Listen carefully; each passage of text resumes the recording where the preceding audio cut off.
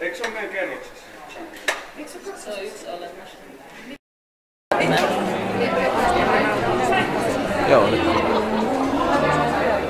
No tänään juhlitaan Fenni ja Fin syntymäpäiviä.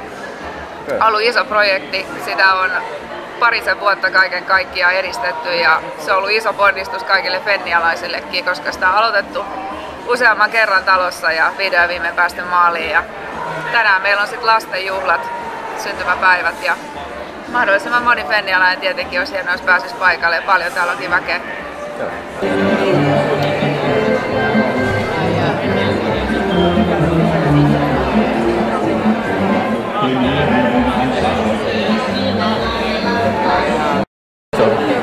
Kossukorvaja.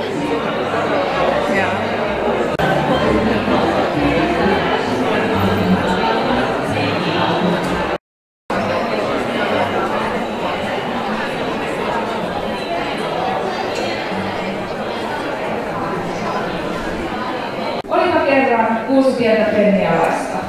Arkkitehti Janne, määrittelijä testaaja Tuula, sisällöntuotannosta vastaava Katri, tekninen projektipäällikkö Miika, projektipäällikkö Jaana sekä määrittelijä testaaja Hanna. Iso paha ongelma yritti vielä useamman kerran hönkäistä ja puhaltaa, mutta projekti ei mennytkään kumoon. Iso paha ongelma hönkäisi ja puhalsi uudestaan, mutta turhaa. Fenni ja Fi-projekti ei enää hievahtanutkaan paikoiltaan. Projekti kesti yhteistyössä kaikkien toimijoiden kanssa kaikki ison pahan ongelman hönkäiset. Tämän jälkeen iso paha ongelma ei enää missään muodossa häirinyt uuden pienen fennialaisen projektin elämää.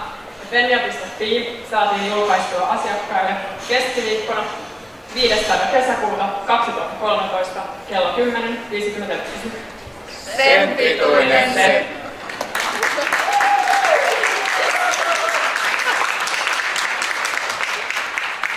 Joo, no miksi sä oot päättänyt tänään pistää tuon possumaskin päälle ja tulla tähän näin?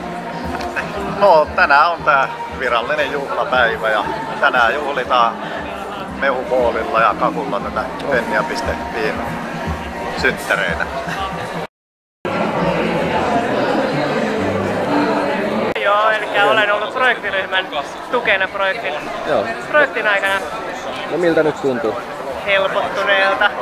Nyt jo alkaa vähän uskoa, että projekti on ohi. Viime viikolla piti vielä vähän nipistellä itseään, että oikeasti on päästy maaliin.